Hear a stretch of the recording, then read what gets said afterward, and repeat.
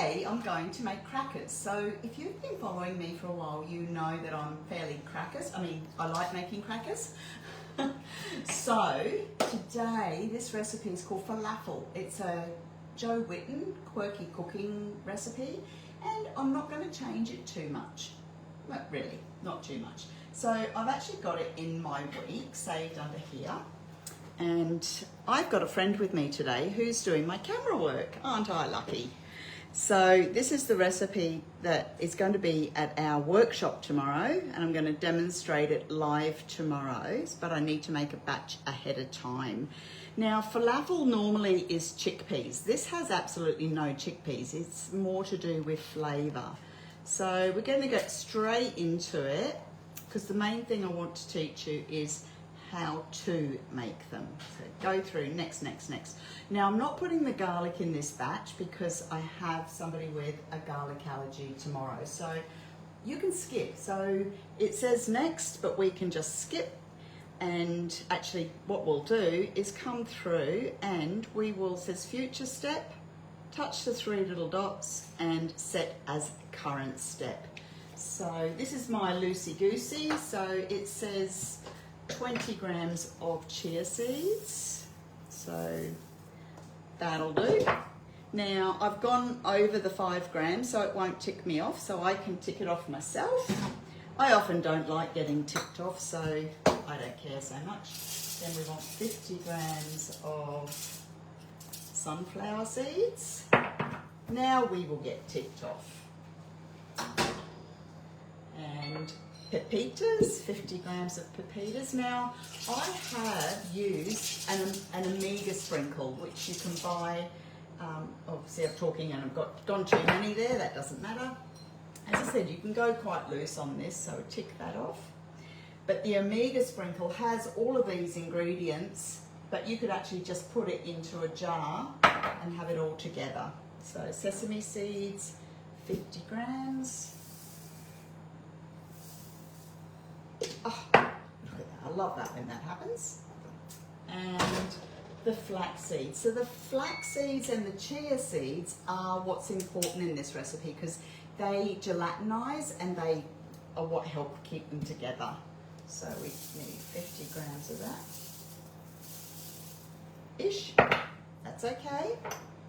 Now, cumin seeds. I've just got, I'm going to put a little bit extra in, because I like cumin. Tick that off, and some turmeric. Turmeric. I'm always very generous with the herbs because they will give it flavour, aren't they? So, and it says oregano. I really like the Italian mixed herbs. So, and I'll put a nice heaped teaspoon of that in, and salt. Now you do need salt in these because it's a bit like hot chips and eggs and tomato. There's some things that just need salt. I have also put chili flakes in these before, so, but I'm not doing that today. And to go next, we're going to mill that. And I might find my little chimney cap. I often don't use the chimney cap, but because these little seeds and everything, they can fly out. So we're just going to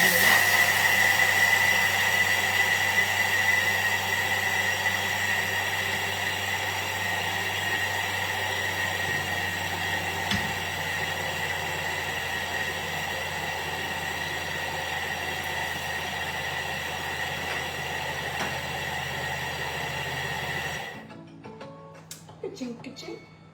I meant to ask you, have you ever made these or any other crackers? I have a cracking cracker collection on Cookie Dough, and I'll get and show you that in a moment. If you would like my cracking cracker collection, I've got some that I've written myself, but there are a lot of crackers on Cookie Dough. So that's what the crumb looks like. So give that a quick scrape down. I've already packed my spatula for tomorrow. scrape down. Then we just need a little bit of water. Might need a little bit more. Oh, look at that. Ooh, nearly. Might need a smidgy more because I put those extra seeds in. So just a little bit more, tick that off. And you don't need a lot of oil with these ones because by milling all those seeds, they actually have quite a lot of oil. But because I put those extra ingredients in, we're going to mix that together. And go. How quiet is that? So quiet. That's the speed 4. Now I'm going to do some with my cracker cutter. So this you can buy in the mix shop and it makes you beautiful little triangles. And the others I'm going to cut with a pizza cutter. You could also,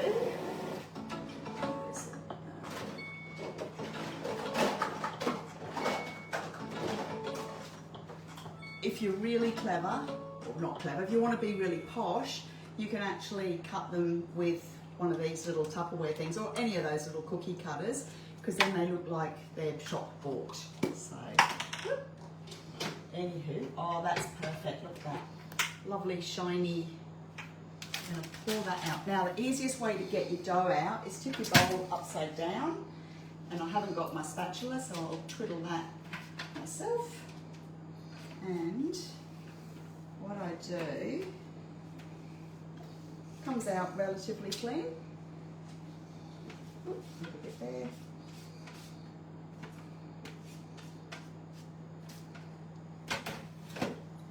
And I use my baking paper to bring it all together.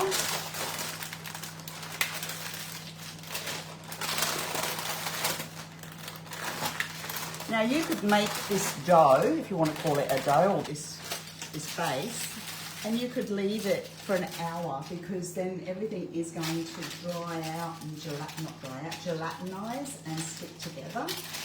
But I'm actually going to do this in 2 batches.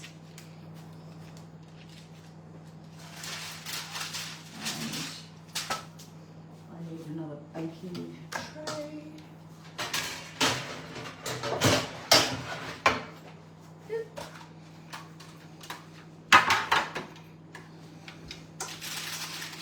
Just pop that on there. Then you need another piece of baking paper to put over the top.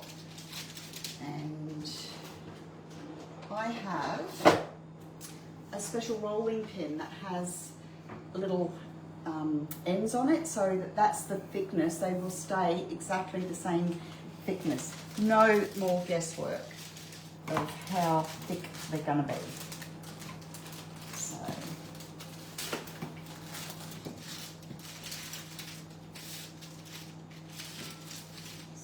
it's very handy having a friend here helping me today.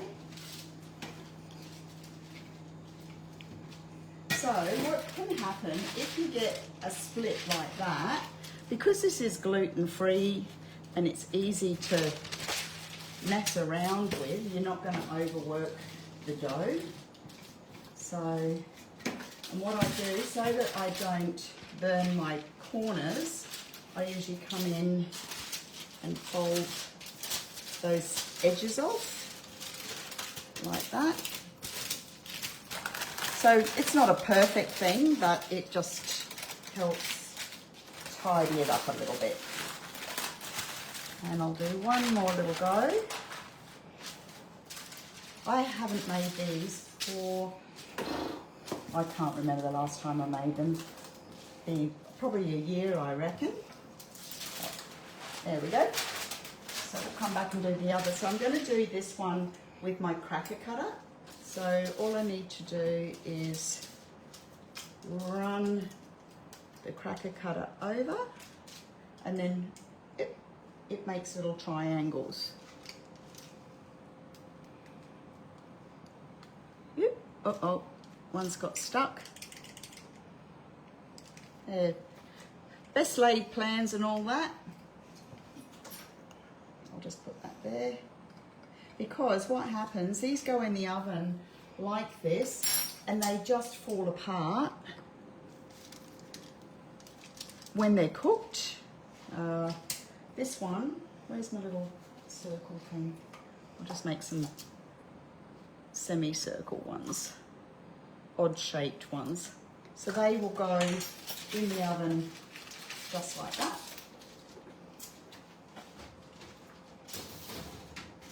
And I will need another piece of baking paper. Oh, I'll do that one on this one.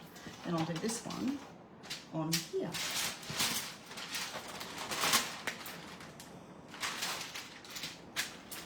And I'm just going to use the pizza cutter. So if you don't have one of these, just to show you, if you've got any pizza shapes, any shapes you like.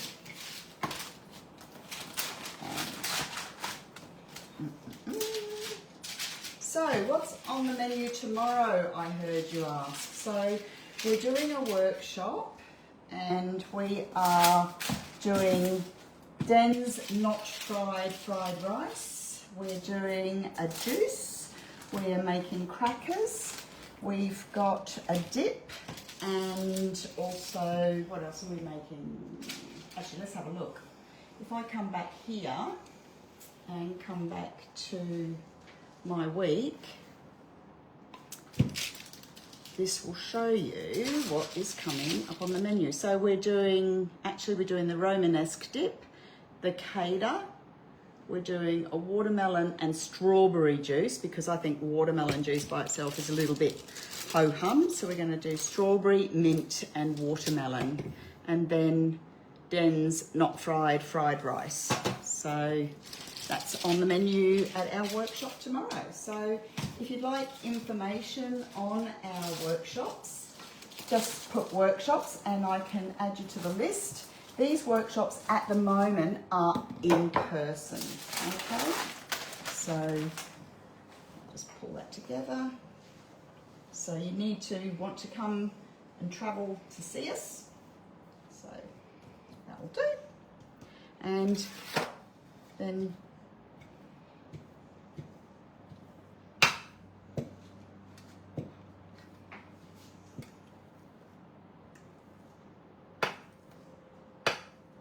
there we go. Now I can take that crummy bit off and re-roll that. Which I might just tidy this little lot up. Can re-roll that, and as I said, because it's gluten-free, it's very pliable. Yeah. So they're going to be my nice little squares. So, anywho, there you go. Oh, I might get rid of that little one there.